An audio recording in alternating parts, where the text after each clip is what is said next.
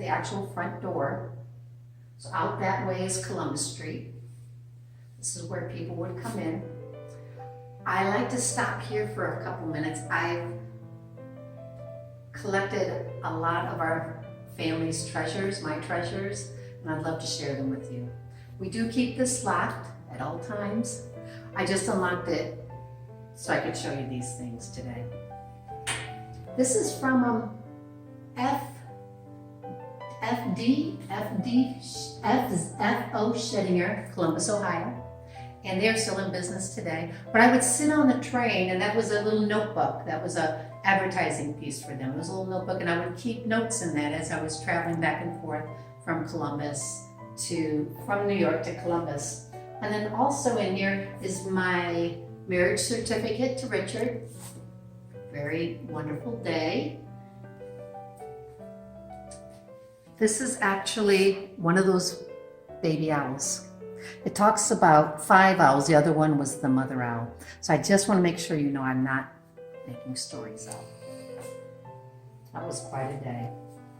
And then this was actually taken on the day of the dedication. I know that because on the day of the dedication, there were 2,000 people here. And there were so many people that they couldn't fit into the theater for the speeches. So we put a speaker up in the tower room, and we had the people who could not get into the theater go outside so they could hear the speeches. And that's the speaker. Let's see, what else? Oh, I'll show you this is my greatest treasure. This is a letter from my father. It was written in 1905, and by that time, he's quite wealthy, but he was still recycling. Some things never change. But what this letter is about, look at this. He had beautiful handwriting too. What this letter is about, there was a tree in Finley, that's where he grew up, that he liked to sit in. It became known as the Wagnall's Elm. And he would sit in that tree and he would think about things.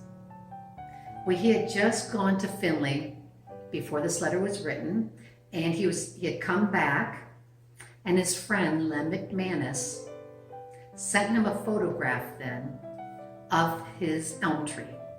She sent it to New York. And then my father wrote her and talked about his memories of that tree. I actually received this letter at my father's gravesite here in Lithopolis. He actually passed away. He knew this building was being built, but he passed away when it was still a job site. He died in 1924. On the day of his funeral, the funeral took place over at St. John's, and then the funeral procession came down Columbus Street, stopped in front of this job site. There was a moment of silence, and then it continued on to the Lithopolis Cemetery. And at that cemetery, then, Lem McManus gave me this letter. I'll tell you just one story that my father shared in this letter. There's quite a few stories. It was the last day of school, and back in those days, you would always do your recitation. There would be the spelling bee on that last day. Your parents would come on that last day. And so my grandmother had gone to see her son, do his recitation, etc. And they're now home. There was a gentleman from Groveport who was traveling through Finley, and he was going to spend the night. Well, my grandmother was very proud of her son, and so she told Adam, why don't you do your recitation for the gentleman? And so we did. And my father said he would sit in his tree and he would think about what that gentleman said, because if an adult said it, it must be true. And he said, and I put it in quotes because I never forgot what he said. And this is what he said: "That is a fine job, young man. You continue your studies, and one day you will live in the great city, sit behind your desk, and bring in thousands." My father had never even heard of New York, but that's where he lived now. And he said, I don't mean, in this letter he wrote, I don't mean to brag, but I don't bring in thousands, I bring in millions now. And this was during a time when my father was trying to get 25 cents together to buy a pair of skates. He would go about and do good deeds for the women of the town in Findlay, and hoping that they would give him a nickel, a penny, whatever it was. Well, they would give him a cookie, and they would say, "Thank you." He never did get that 25 cents for the skates. But I love this letter. Let's see, what else do we have in here? We have, on the day of the dedication, there was a wonderful dinner that was given by the townspeople for my friends and me that evening. I had brought 40 friends of mine from New York, and I was so glad that they could see how important this library was going to be to this town. I felt vindicated. We have a list of names, and it tells this person gave $1. The rich people gave $5. There were a couple of people who gave $5 for the meal. But these are the place markings for who came to that meal. So this is Mr. Jones, my husband. Mr. Markham, we'll learn more about him. He was actually a poet, a family friend of ours. Mr. Dunsmore, who was that artist who did our portraits. And then Miss Edwards. She was that friend of mine who first told me about Ray Sims. On the day of the dedication, we had 3 very special people speak.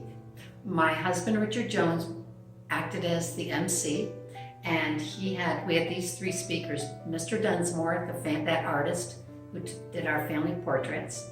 We had Edwin Markham. He was a poet. He was a family friend of ours, and he spoke. And then because my father had passed away, I wanted somebody from Funk and Wagnall's publishing company to speak. So we had Frank Visitelli, who was lexicographer for the company. That means he did the dictionaries. On that day, when I received that lemon cup that you had seen earlier, when I received that, I referred to those 3 men as the 3 wise men of the East. We have everybody's speeches. Those are down here. This is actually my speech, written in my handwriting, of course. I wrote it on the train. I wrote this on the train coming in that day, or the day before, actually a couple days before. And we had the latest technology. So we have everybody's speeches, actually. We had a stenographer. So everybody's speeches is in here. R.M. King was the stenographer. I will tell you a little bit about my friend Harry Houdini. You might have heard of him. He was a good friend of Richard's and mine. I've got 2 letters of his. This one, he is writing as a friend, so you can see where he's smudged. I'm not typing this over. This is on his personal stationery. That's his signature. And this is typical Harry. You are right in saying that my name is being observed. Perhaps I may eventually get into the dictionary sometime. At first I thought he was making a joke, but he wasn't. He wanted to get into the dictionary. He wanted his name to mean you pulled a Houdini, you pulled a disappearing act. And in this dictionary, this is actually this letter was written in 1916. That dictionary is from 1919. The lexicographer from my father's company, Frank Visitelli, put Houdini in there. And then this is a letter he wrote to my husband and me, encouraging us to go to the Society of American Magicians banquet coming up. He was the president of that group. And so that's a stamp. And again, there's almost like always one sentence that I really enjoyed when he wrote me. In this one it says, "In fact, there will be more magic and mystery under one roof that evening than at any other time in the history of mystery." On the day of the dedication, when you walked in to hear the speeches, I actually had my piano music playing.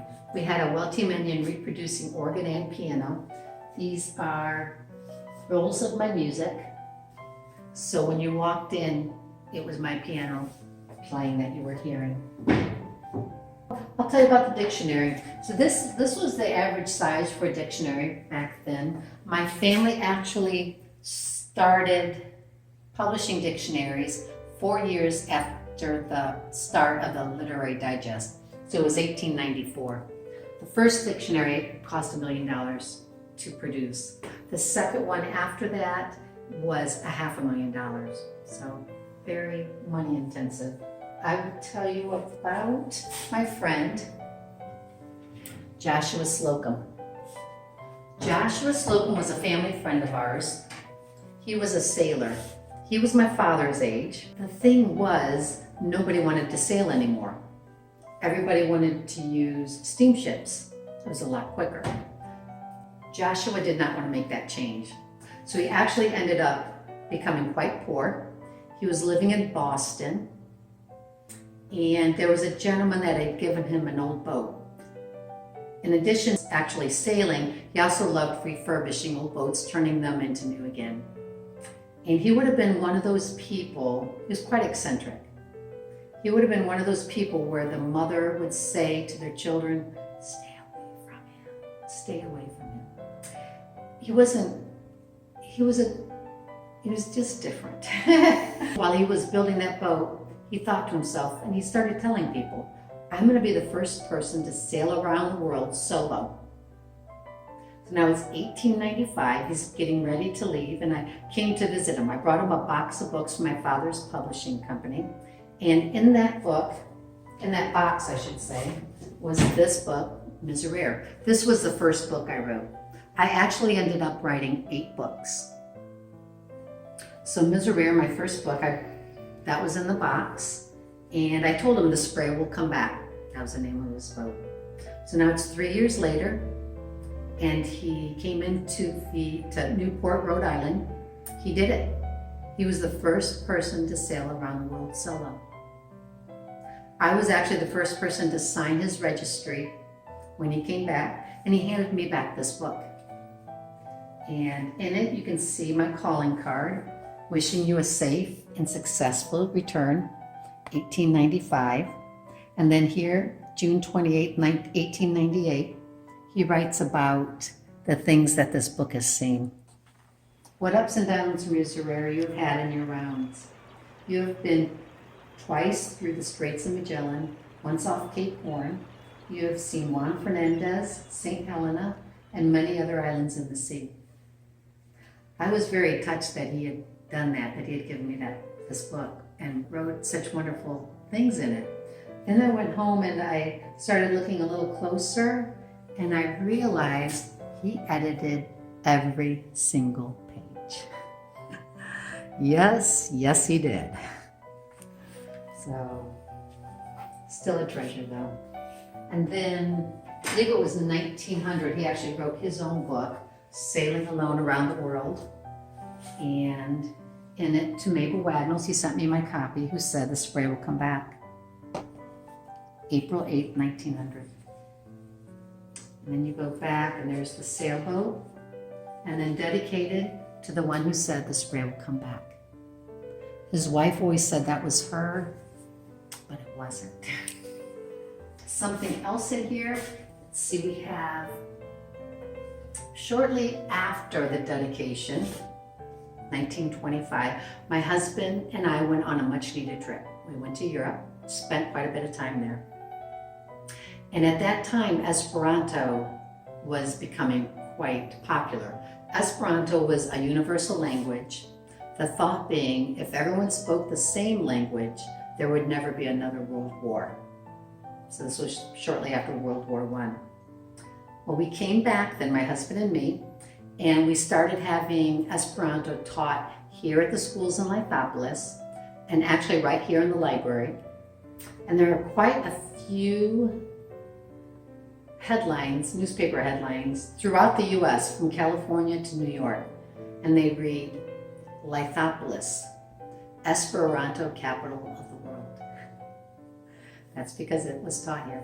This is my first book. I've shown you that. This is Miserere, and it's written in Esperanto. So that's what it looks like. The gentleman that started it was Polish.